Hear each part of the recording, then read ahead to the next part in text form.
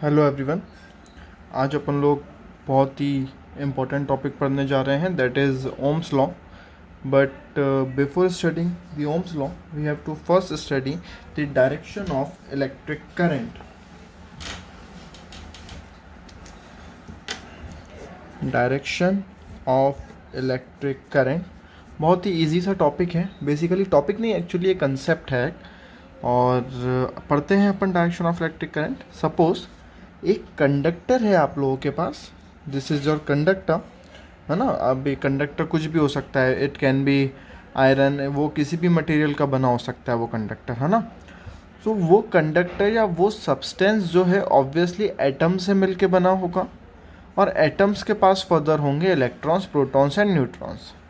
तो प्रोटॉन्स और न्यूट्रॉन्स तो न्यूक्लियस के अंदर रहते हैं, तो उसके बारे में अपन बात नहीं करते हैं। अपन बात करते हैं किसके बारे में, इलेक्ट्रॉन्स के बारे में, जो मोशन में रह सकते हैं। तो इसके अंदर जो इलेक्ट्रॉन्स है आप लोग देख रहे हैं, ये एक सब्सटेंस है, इसके अंदर इसके अंदर नंबर ऑफ इलेक्ट्रॉन्स है। और ये जो नंबर ऑफ इलेक्ट्रॉन्स है, जब तक इससे कोई सा भी सोर्स कनेक्टेड नहीं रहेगा, सोर्स मतलब जो इलेक्ट्रिसिटी प्रोवाइड करवाए, whether it can be cell और बैटरी, तो जब तक इस सब्सटेंस से कोई भी सोर्स कनेक्टेड नहीं रहेगा, जब तक इसके अंदर के जो इलेक्ट्रॉन्स हैं वो रैंडम मोशन में रहेंगे। रैंडम मोशन में रहेंगे मतलब वो किसी भी डायरेक्शन में मूव करेंगे, कोई सा भी इलेक्ट्रॉन पर्टिकुलर कोई डायरेक्शन में मूव नहीं करेगा, हर इलेक्ट्रॉन रैंडम मोशन में रहेंगे, मतलब किसी भी रैंडमली किसी भी डायरेक्शन में वो मूव करेंगे। कब? When battery is not connected, जब कोई सोर्स कनेक्टेड नहीं हो। लेकिन मैंने देखा कि उसी सब्सटेंस में, उसी कंडक्टर में अगर मैं कोई सोर्स कनेक्ट कर दूं, इन केस भी अपन लोगों ने सोर्स कनेक्ट कर दिया है, तो उसी जगह पे अगर मैं कोई सोर्स कनेक्ट कर दूं, तो सोर्स कनेक्ट करने के बाद जैसे मैंने यहाँ पे कनेक्ट कर दिया आपका सेल, ये मैंने कनेक्ट कर दिया आपका सेल, और जब मैंने सेल कनेक्ट किया तो direction of electric current is always from positive terminal to negative terminal. Current हमेशा positive terminal to negative terminal flow करता है। तो आप लोग देख सकते हैं डायरेक्शन ऑफ इलेक्ट्रिक करंट क्या है, it is from positive terminal to negative terminal. In previous video अपन लोग ऑलरेडी पढ़ चुके हैं कि जो डायरेक्शन ऑफ इलेक्ट्रॉन्स हैं वो डायरेक्शन ऑफ इलेक्ट्रिक करंट के अपोजिट रहते हैं। मैंने आप लोगों को बताया था कि डायरेक्शन ऑफ इलेक्ट्रॉन्स हमेशा कहाँ रहते हैं, negative terminal to positive terminal, और direction of electric current is from positive terminal to negative terminal, है ना। तो जब इलेक्ट्रिक करंट अगर positive terminal to negative terminal flow कर रहा है, तो ये जो कंडक्टर है और इस कंडक्टर के अंदर के जो इलेक्ट्रॉन्स हैं, वो इलेक्ट्रॉन्स इस इलेक्ट्रिक करंट के अपोजिट डायरेक्शन में मूव करने लगेंगे, और हर एक इलेक्ट्रॉन का जो डायरेक्शन रहेगा मोशन का वो सिस्टमेटिक हो जाएगा। कब? जब आप सोर्स कनेक्ट कर देंगे। आप देख सकते हैं कि यहाँ पे इलेक्ट्रॉन जो है वो इलेक्ट्रिक करंट के अपोजिट डायरेक्शन में फ्लो कर रहा है। तो अगेन फिर से केस समझाता हूँ, जब सोर्स कनेक्टेड नहीं था तब direction of electrons is randomly कहीं पे भी मूव कर रहे थे। जब बैटरी या सेल कुछ भी कनेक्टेड नहीं था, that is case number A. और केस नंबर बी में मैंने एक सोर्स कनेक्ट कर दिया, दैट इज़ सेल और बैटरी। तो जो डायरेक्शन ऑफ इलेक्ट्रॉन्स है वो एक सिस्टमेटिक वे में मोशन में आ गए, और वो सिस्टमेटिक वे क्या है, that is opposite to direction of electric current. Electric current is flowing from positive terminal to negative terminal, जो कि हमेशा पॉजिटिव टू नेगेटिव ही फ्लो करेगा। तो डायरेक्शन ऑफ इलेक्ट्रॉन्स जो कि कंडक्टर में, इलेक्ट्रॉन्स जो कंडक्टर में जो सब्सटेंस में प्रेजेंट है, वो उस इलेक्ट्रिक करंट के अपोजिट डायरेक्शन में फ्लो होना स्टार्ट हो गए।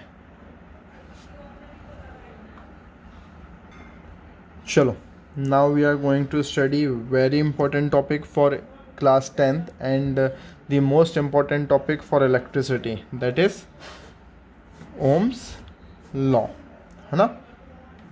एग्ज़ाम पॉइंट ऑफ व्यू से बहुत ही ज़्यादा इम्पॉर्टेंट टॉपिक है, और ये टॉपिक बहुत सारे अदर चैप्टर्स में भी कवर होगा और बहुत सारे अदर टॉपिक्स पे भी कवर होगा, जैसे resistance in series, resistance in parallel, इनके न्यूमेरिकल्स, इन सब जगह आपका टॉपिक कौन सा कवर होएगा, ओम्स लॉ।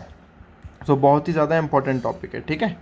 तो सबसे पहले अपन ओम्स लॉ ने बोला क्या वो पढ़ लेते हैं।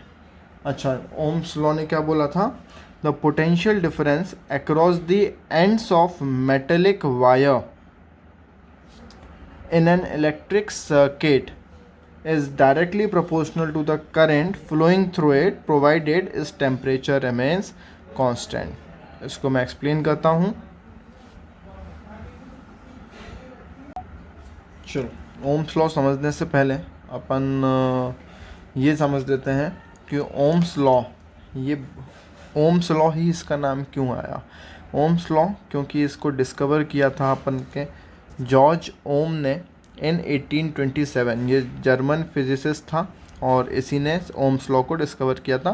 फर्दर बहुत सारे साइंटिस्ट आते गए और इस ओम्स लॉ को फिर से वो रिफर्बिश करते गए. ठीक है, अपन वो भी पढ़ेंगे बाद में. तो अभी अपन ओम्स लॉ समझते हैं. The potential difference across the ends of metallic wire. ठीक है, तो एक मेटेलिक वायर है फ्रॉम ए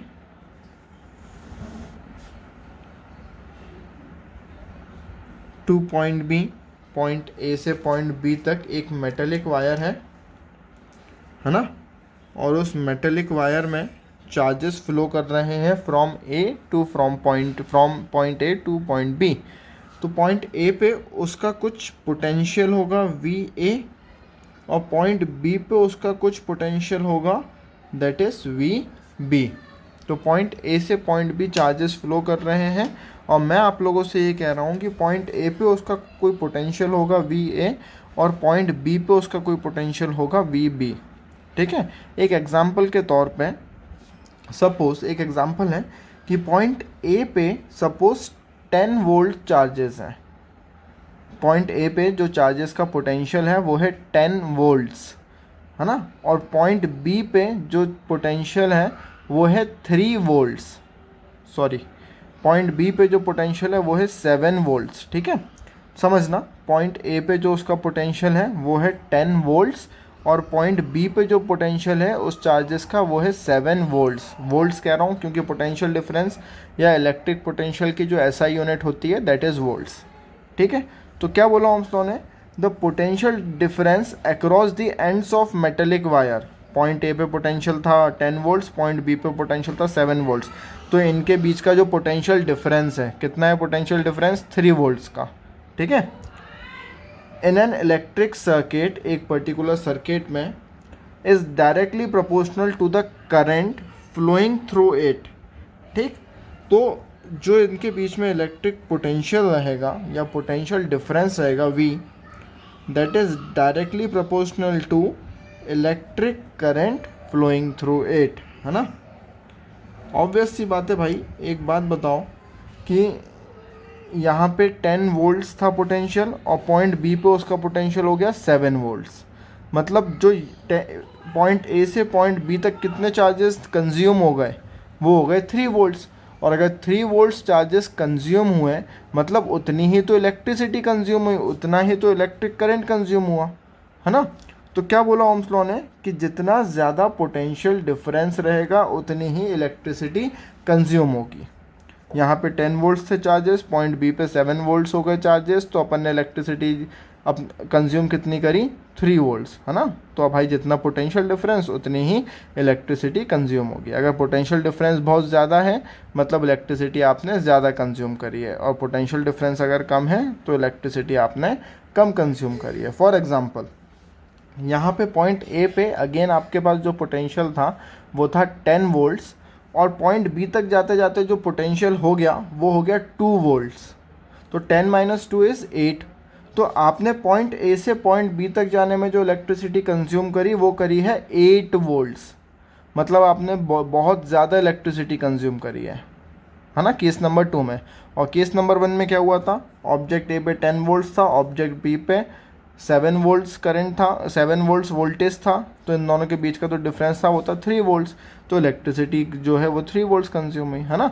तो जितना ज़्यादा पोटेंशियल डिफरेंस रहेगा उतना ही ज़्यादा आपका इलेक्ट्रिक करंट रहेगा. ये बोला ओम्स लॉ ने. लेकिन साथ में उसने एक कंडीशन जनरेट कर दी थी. क्या कंडीशन जनरेट करी, provided its temperature remains constant या टेम्परेचर रिमेन्स अनचेंज्ड. जब भी आप ओम्स लॉ के बारे में बात करो या फिर अगर आप कहो कि potential difference is directly proportional to electric current, तो उसमें एक कंडीशन होनी चाहिए कि उसका जो टेम्परेचर है वो अनचेंज्ड रहे, टेम्परेचर ऑफ कंडक्टर में कोई भी चेंज नहीं आए। ओम्स लॉ मेरे ख्याल से आप लोगों को समझ में आ गया होगा। एक बार फिर से समझा देता हूँ, एक समराइज कर देता हूँ ओम्स लॉ को, कि जो इन दो पॉइंट्स के बीच में पोटेंशियल डिफरेंस रहेगा उतना ही इलेक्ट्रिक करंट आप कंज्यूम करोगे या उतना ही इलेक्ट्रिक करंट रहेगा। ठीक है, तो कुदरत का नियम है, डायरेक्टली प्रोपोर्शनल का साइन जब भी इज इक्वल्स टू में कन्वर्ट होगा तो एक कांस्टेंट लगाना कंपलसरी है।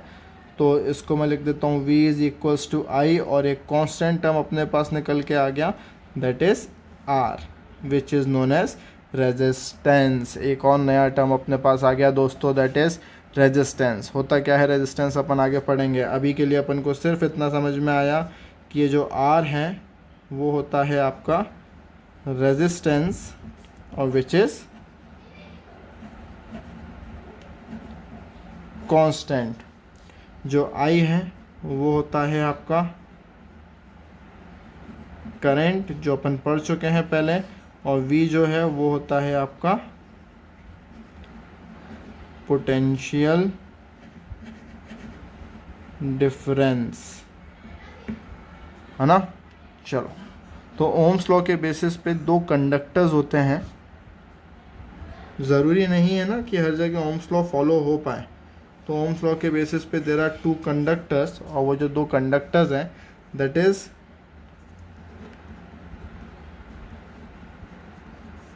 Ohmic conductor and next one is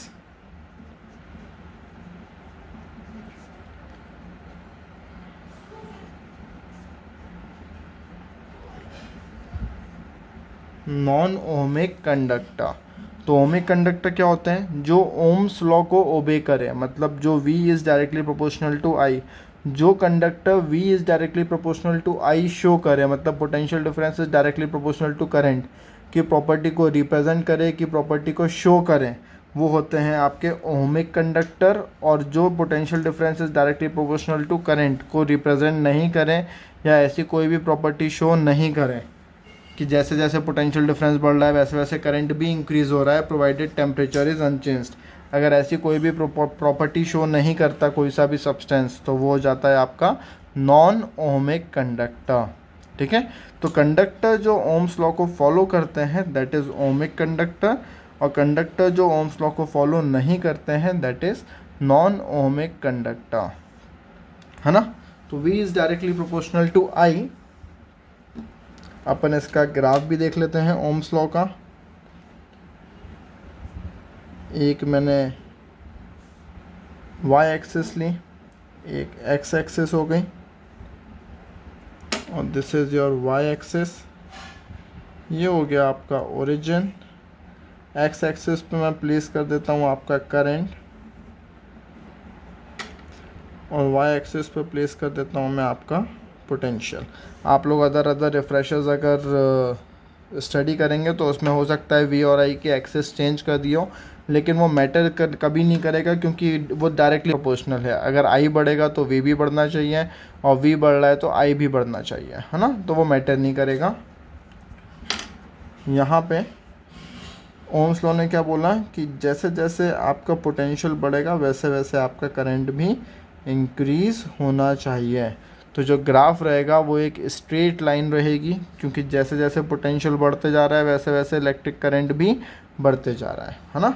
और ये ग्राफ किसका है, ये ओम्स लॉ का ग्राफ है। अब क्या होता है, जो कंडक्टर्स ओम्स लॉ को फॉलो करते हैं वो ओमिक कंडक्टर होते हैं। तो यही सेम ग्राफ आप ओमिक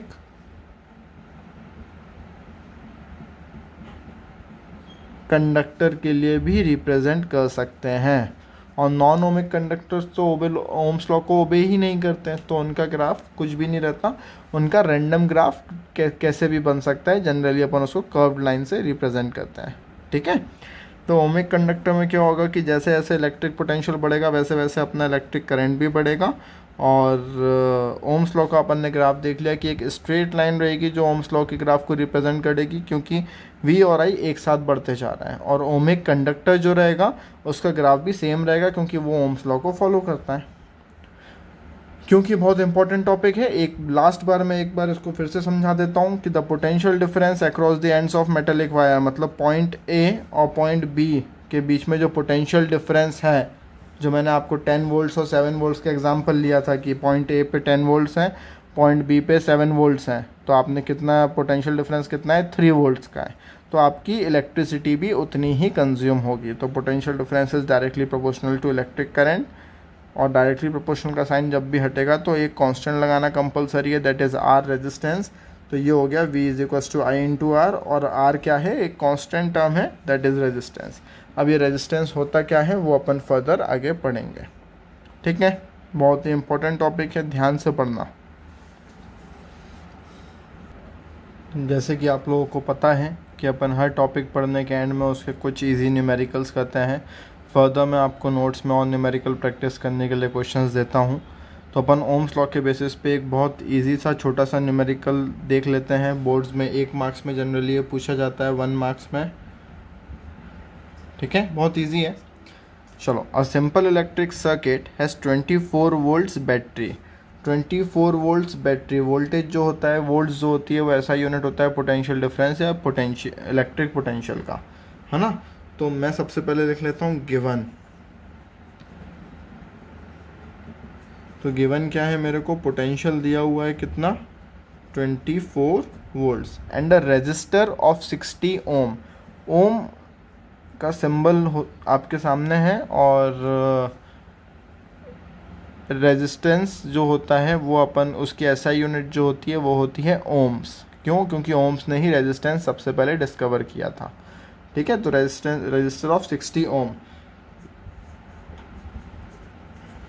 मतलब आपको रेजिस्टेंस दिया हुआ है 60 ओम।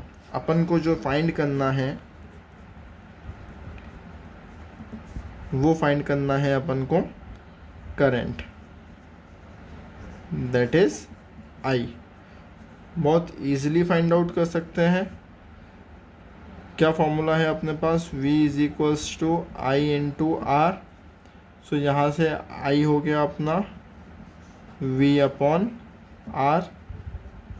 I is equals to V क्या है, 24 अपॉन रेजिस्टेंस 60।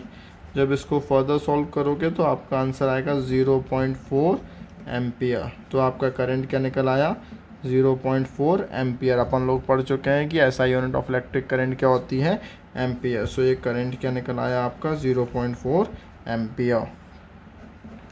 ऐसे और भी बहुत इजी क्वेश्चंस हैं, और बहुत ज़्यादा इंपॉर्टेंट क्वेश्चंस हैं। मैं आप लोगों को और क्वेश्चंस प्रैक्टिस पे दूंगा। इफ़ इन केस अगर आप लोगों से नहीं बने, आप लोग मेरे को बिल्कुल डाउट के लिए कॉन्टेक्ट कर सकते हैं। Thank you.